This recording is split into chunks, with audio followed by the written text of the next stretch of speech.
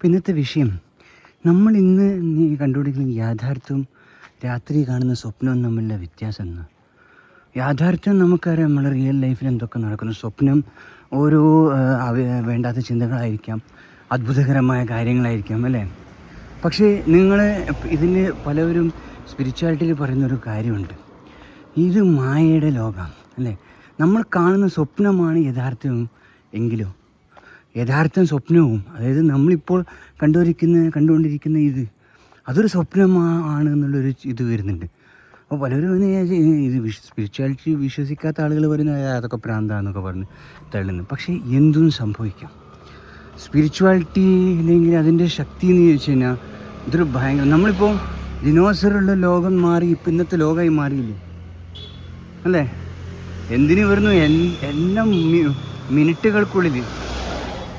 മിനിറ്റുകൾക്കുള്ളിൽ മായം മറിയാണ്, മായിക ലോകമാണ് ഈ കാണുന്ന. ഈ എന്താ പറയുക, സൂര്യനും ചന്ദ്രനുള്ള സോളാർ സിസ്റ്റം തന്നെ അതൊരു മായികയല്ലേ? അതിനപ്പുറം എന്താണെന്നുള്ള ആരെങ്കിലും കണ്ടില്ല? ഇല്ല. അനന്തമായ ആകാശം, ആകെ സൂര്യനുള്ളിൽ ആ വെളിച്ചമുണ്ട്. അപ്പോൾ മിന്നി മായുന്ന ഒരു മാജിക്കാണ് ഇന്ന് അത് എന്തും നമുക്ക് അതിനെക്കുറിച്ചുള്ള പഠനം നമ്മൾ കൂടുതൽ നടത്തി കണ്ടുപിടിക്കുന്നേ ഉള്ളൂ. അപ്പോൾ ഇതെന്തും ആവാം, ഇത് സ്വപ്നമാവാം, വൈ നോട്ട്? നമ്മൾ കാണുന്ന സ്വപ്നം യഥാർത്ഥമാവാം, അതും എന്തു സംഭവിക്കാം. ഈ പ്രപഞ്ച ശക്തി എന്ന് പറഞ്ഞാൽ അത്രയ്ക്ക് കഴിവുള്ള ഒരു ശക്തിയായിരുന്നു. സോളാർ സിസ്റ്റത്തിനപ്പുറം എന്തൊക്കെ കരുതി വെച്ചെന്ന് അറിയില്ല. ഒരു നിമിഷം കൊണ്ട് ഭൂമി വരെ മാറ്റാം. ജീവിതം തന്നെ ഈ സ്വപ്നവും ഈ യാഥാർത്ഥ്യവും തമ്മിലെ അതിന് തമ്മിലുള്ള ഒരു നേരിയ ഇതാണ് യഥാർത്ഥ ജീവിതം. അത്രയേ ഉള്ളൂ. ഒരു സുപ്രഭാതത്തിൽ നമ്മൾ ഉണർന്നെഴുന്നേൽക്കുന്നു, ഏതോ ഒരു വീട്ടിൽ മകളായി ജനിക്കുന്നു, പിന്നെ എന്തൊക്കെയോ കാര്യങ്ങൾ ചെയ്യുന്നു. പൊടുന്നനെ ആ ദൃശ്യം അപ്രത്യക്ഷമായി ശൂന്യമാവും. മരണവും ജീവിതം അത്രയേ ഉള്ളൂ. മരണം എന്ന് പറഞ്ഞാൽ പെട്ടെന്ന് നമ്മൾ കംപ്ലീറ്റ് ഇരുടാവുകയാണ്. അതായത് നിദ്രാവസ്ഥയിൽ എന്നേക്കുമായി നിദ്രാവസ്ഥയിൽ പോകുന്നതാണ് മരണം. മരണത്തിൽ നിന്ന് എഴുന്നേറ്റ് വരുന്നതാണ് യഥാർത്ഥ ജീവിതം. അപ്പോൾ അത്രയേ ഉള്ളൂ നമ്മുടെ ജീവിതത്തിൻ്റെ ഇത്. ആ ജീവിതത്തിൽ കിട്ടുന്ന കുറച്ച് സമയം നമ്മൾ വിചാരിക്കുന്നു നമ്മളാണ് ലോകത്തിൻ്റെ എല്ലാം. മനുഷ്യൻ വിചാരിക്കുന്നു ലോകത്തിൻ്റെ അധിപൻ. ഒരു നിമിഷം ടപ്പേ കംപ്ലീറ്റ് ബ്ലാക്ക് ഔട്ട് ആവുകയാണ്, സ്വപ്നാവസ്ഥയിൽ കിടക്കുകയാണ്, കഴിഞ്ഞു. അതാണ് ഇതിൻ്റെ പിന്നിലുള്ള മാജിക്. അതിഭീകം. നമ്മൾ ചിന്തിച്ചാൽ പോലും നമുക്കത് കണ്ടുപിടിക്കാൻ പറ്റില്ല. എവിടെ പോകുന്നു മരണം കഴിഞ്ഞ്? ഒരു നിദ്രയിലേക്ക് അങ്ങ് പോവുകയാണ്. പിന്നെ നമ്മളൊന്നും അറിയുന്നില്ല. മയക്കം തന്നെ തന്നെയാണ്. ഏതൊരു അപകടത്തിലും മയങ്ങിപ്പോവും, കംപ്ലീറ്റ് ഓഫാകും. അപ്പോൾ വേറൊരു ലോകത്തെത്തുന്നു. അപ്പോൾ നമ്മൾ എന്തെങ്കിലും ചിലപ്പോൾ അടുത്ത ജന്മമായിരിക്കാം. അവിടെ നോക്കുമ്പോൾ നമ്മൾ വേറൊരു രാജ്യത്ത്, വേറൊരു സ്ഥലത്ത്. അപ്പോൾ അതാണോ സ്വപ്നം? ഇതാണ് യഥാർത്ഥം? അങ്ങനെ ഒരു ഭയങ്കര ഒരു ഇതിൻ്റെ പിന്നിൽ ഭയങ്കര കാര്യങ്ങളുണ്ട്. അത് നമുക്ക് ഫുൾ പ്രൂഫ് നമുക്ക് കണ്ടുപിടിക്കാം. മനുഷ്യന് ഏറ്റവും വലിയ ചെറിയൊരു ശക്തിയാണ് അത്. ഈ കണ്ടുപിടിക്കുന്നതൊക്കെ വലിയ കാര്യങ്ങളായി വിചാരിക്കുക. ഇതിൻ്റെ പിന്നിലുള്ള കാര്യങ്ങളൊന്നും കണ്ടുപിടിക്കാൻ പറ്റില്ല. അത്രയും മായികമായിട്ടിരിക്കുന്ന എത്രയോ നൂറ്റാണ്ടകലെയാണ് സോളാർ സിസ്റ്റം ഇങ്ങനെ പൊയ്ക്കൊള്ളുന്നത്. ഇതുവരെ ആറ്റം കണ്ടുപിടിക്കാൻ പറ്റുന്നില്ല. അങ്ങനെ ഒരു അറ്റം ഉണ്ടോ എന്നുള്ളത് എല്ലാം മായിക ഇതാണ്. ഭൂമി ഉരുണ്ടതാണെന്ന് ഒരു തിയറിയൊക്കെ കണ്ടുപിടിച്ചിട്ടുണ്ട്. യഥാർത്ഥത്തിൽ അത്രയും ദൂരം പോയി യഥാർത്ഥമായ ഒരു ഫോട്ടോ. ഇപ്പോൾ അല്ല, ഞാൻ ഒരു കാര്യം പറയാം, ഈ ചന്ദ്രനിലെ കാല് കുത്തി എന്ന് പറയുന്നത് യഥാർത്ഥമാണോ? ചന്ദ്രനിൽ മനുഷ്യൻ പോയി എന്ന് പറഞ്ഞത് 1969, പിന്നീട് പോയിട്ടേ ഇല്ല പോലും. എന്തുകൊണ്ട് ഇന്ന് ഇത്രയും ടെക്നോളജി ഉള്ളത്? ഇത്രയും ടെക്നോളജിയും കാര്യങ്ങളുള്ള 2026 എന്തുകൊണ്ട് അമേരിക്ക, റഷ്യ ഉൾപ്പെടെ രാജ്യങ്ങൾക്ക് പോകാൻ പറ്റുന്നില്ല? എന്തുകൊണ്ട് അവർക്ക് ചന്ദ്രനിൽ പോകാൻ പറ്റുന്നില്ല? ഇന്ധനമില്ല, അത്രയും ശക്തിയില്ല.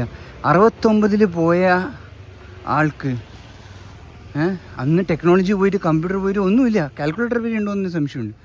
ആ കാലഘട്ടത്തിലാണ് അവർ ചന്ദ്രനിൽ പോയത്. അപ്പോൾ ഒന്നുകിൽ കള്ളമായിരിക്കാം, അല്ലേ? അതാണ് ഇതൊക്കെ ഒരു മാജിക്. നമ്മളെ പറ്റിക്കുകയായിരിക്കും ചിലപ്പോൾ അന്ന് ചെയ്തിട്ടുണ്ടാവുക. ആരറിയുന്നു? അന്ന് ക്യാമറയും ഒക്കെ തെളിവുന്നുണ്ടോ അവർ ലാൻഡ് ചെയ്തതാണോ? അതൊരു സ്റ്റുഡിയോയിൽ ചന്ദ്രൻ്റെ പ്രതലം എന്ന് പറയും. അപ്പം ഞാൻ ഈ പറഞ്ഞു വരുന്നത് വേറൊന്നുമല്ല, എല്ലാം മായിക ഒരു ദൃശ്യമാണ് നമ്മളെ കാണിക്കുന്നത്. ഇതാണ് ലോകം എന്ന്. അത് അങ്ങനെ ആവാം, പക്ഷെ നമ്മൾ അങ്ങനെ റിയലിസ്റ്റിക്കായി ചിന്തിച്ചാൽ അങ്ങനെയല്ല. ഞാൻ പറഞ്ഞു വരുന്നത്, നമ്മുടെ മനസ്സിനെ ഒരു നിമിഷം കൊണ്ട് ചിന്തകളെ മാറ്റിമറിക്കാം, ദൃശ്യങ്ങളെ മാറ്റിമറിക്കാം അല്ലേ? അപ്പോൾ എല്ലാം മായികമായ കാഴ്ചകളായിരിക്കാം. മായ എന്ന് വെച്ചാൽ മാജിക്കാണ്. പെട്ടെന്ന് ലോകം ഉരുണ്ടതായിട്ട് കാണുന്നു. പെട്ടെന്ന് നോക്കുമ്പോൾ ചന്ദ്രനില്ല, ഇരുടാവുന്നു, പെട്ടെന്ന് രാവിലെ ആവുന്നു. നമ്മുടെ ജീവിതം തന്നെ ഒരു സ്വപ്നമായിരിക്കൂടെ? ഞാൻ ചിന്തിച്ചെടുത്ത കാര്യമല്ല ഇത്. ഭഗവത്ഗീതയിൽ ഉൾപ്പെടെ പല വേദാന്തങ്ങളൊക്കെ അതുണ്ട്. അതിൻ്റെ ഒരു ഉൾക്കാഴ്ച എന്ന് പറഞ്ഞാൽ അത് ഭയങ്കരമാണ്. നമ്മൾ ചിന്തിക്കുന്നതിലും അപ്പുറമാണ്. അല്ലായിരുന്നെങ്കിൽ ഇത് യഥാർത്ഥമായിരുന്നെങ്കിൽ ഇതെന്നേക്കും നമ്മുടെ കയ്യിലുണ്ടാവണം. നമുക്കും 75 വർഷം വരെ ഈ യാഥാർത്ഥ്യം കാണാനുള്ള, അല്ലെങ്കിൽ 100 വയസ്സ് വരെ അതിൻ്റെ മാക്സിമം നമുക്ക് കാണാൻ വഴിയുള്ളൂ. 100 വർഷം വരെ നമുക്ക് ഈ യാഥാർത്ഥ്യമായിട്ട് പൊരുത്തപ്പെടാൻ പറ്റുന്നുള്ളൂ അല്ലേ? ഈ യഥാർത്ഥ ജീവിതം കാണുന്നുള്ളൂ. ഒരു നിമിഷം കൊണ്ട് ഈ യഥാർത്ഥ ജീവിതത്തിൽ നമ്മൾ കാണിച്ചു കൂട്ടിയതെല്ലാം മായയായിട്ട് ഒരു നിമിഷം കൊണ്ട് സ്വിച്ച് ഓഫാക്കിയ പോലെ കൺമുമ്പിലെ ദൃശ്യം ഇരുടാവുകയാണ് ചെയ്യുന്നത്. പിന്നീട് എഴുന്നേൽക്കുമ്പോൾ നമ്മൾ വേറെ കുഞ്ഞായിട്ടോ ചിലപ്പോൾ എന്ത് ജീവിയായിട്ടോ നമുക്കറിയത്തില്ല, അത് നമുക്ക് ബോധവുമില്ല. ഒരു മാജിക്കാണ് ശരിക്കും പറഞ്ഞാൽ നടക്കുന്നത്. ഇത് പറയാനുള്ള സ്വപ്നത്തിൽ ചിലപ്പോൾ യഥാർത്ഥ ജീവിതമായിട്ട് ബന്ധപ്പെടാത്ത വേറെ ഏതോ കാര്യമായിരിക്കും നമ്മൾ ചിന്തിക്കും. ചിലപ്പോൾ അത് ഫാൻറ്റസി ആയിരിക്കാം. ഫാൻറ്റസി ചിലപ്പം വിട്ട് കളയാം. പക്ഷെ ഫാൻറ്റസി തന്നെ ഞാൻ പറയട്ടെ, ഈ ലോകത്തിൽ ഇങ്ങനത്തെ കാര്യങ്ങൾ അത്ഭുതമാണ്. വേറെ ലോകത്ത് ചിലപ്പോൾ കമ്പ്യൂട്ടർ ലോകം ഉണ്ടാകുന്ന അവിടെ ഫാൻറ്റസി ആയിരിക്കത്തില്ല, അവിടെ അത് യഥാർത്ഥമായിരിക്കും. ഇപ്പോൾ ഈ മൊബൈൽ എന്ന് പറയുന്ന സംഭവം ഇന്നത്തെ ലോകത്ത് ഫാൻറ്റസി അല്ല, നടക്കുന്ന കാര്യമാണ്. മൊബൈലിലൂടെ വർത്തനാവും. ഒരു കാലഘട്ടത്തിൽ അതൊരു ഫാൻറ്റസി ആയിരുന്നു.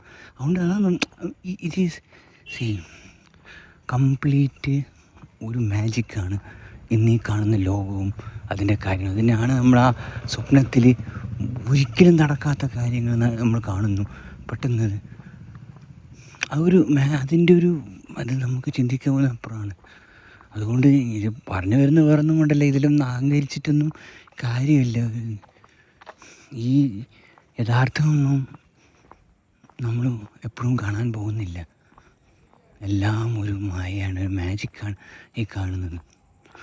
ഒരാളും പെട്ടെന്ന് അപ്രത്യക്ഷമാകുന്നു. ഇന്നലെ വരെ കണ്ട ആളെ പെട്ടെന്ന് കാണുന്നില്ല. പല സംഭവങ്ങളും നമ്മളെ കൺമുമ്പിൽ നടന്നു, അടുത്ത ദിവസം അതൊന്നുമില്ല മുമ്പിലുള്ള. അപ്പോൾ അങ്ങനെ ഒരു സിനിമയിലെ ഓരോ സീന് മാതിരി ഇങ്ങനെ മാഞ്ഞു മറിയുന്ന ഒരു മായിക ഇതാണ് പ്രകൃതി എന്ന് പറയുന്നത്. ഇതിലെല്ലാം നിലനിൽക്കുന്ന ഒന്ന് നമ്മുടെ ഉള്ളിലുള്ള ആ ഒരു ആത്മാവിനാണ്. അപ്പോൾ ഇതിൻ്റെ സത്യാവസ്ഥ അതിനറിയാം. അത് ഉള്ളിൽ എല്ലാം ഒരു ദൃക്സാക്ഷിയെ പോലെ കാണുന്നുണ്ട് അല്ലേ? എന്താണ് ഈ മാജിക് എന്ന് പറയുന്നത്, ഏതാണ് യഥാർത്ഥം, അതിന് വ്യക്തമായിട്ട് അറിയാം. അതേ സത്യമുള്ളൂ. അതിൻ്റെ സത്യാവസ്ഥ നമുക്ക് അതിനോട് ചോദിച്ചാൽ നമുക്ക് ചിലപ്പോൾ ഉത്തരം കിട്ടും. അതെങ്ങനെ ചോദിക്കാം? അതിനെ അറിയണം ആദ്യം.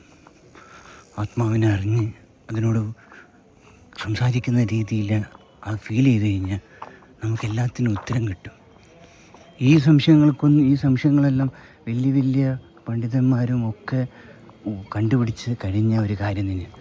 പക്ഷെ അവർ മറ്റുള്ളവരെ പറഞ്ഞു ബോധിപ്പിക്കാൻ പറ്റില്ല. കാരണം നമ്മളത് കേട്ട് കഴിഞ്ഞാൽ നമ്മൾ വിചാരിക്കും ഇതെന്ത് തേങ്ങയാണ് വരുന്നത്.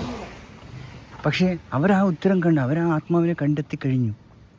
ആ മഹാന്മാർ ആത്മാവിനെ കണ്ടെത്തിയിട്ട് അതിൻ്റെ ഉത്തരങ്ങളൊക്കെ കണ്ടു കഴിഞ്ഞു. അവർക്ക് ഇനി സംശയമില്ല.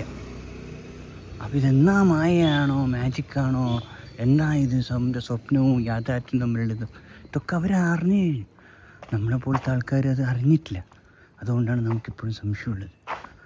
അവർ മറ്റുള്ളവർക്ക് പറയുന്നതൊന്നും നമുക്ക് രാമായണം മഹാഭാരതം വരെ നമുക്ക് 5 നിമിഷം കേൾക്കാനുള്ള ക്ഷമയില്ല.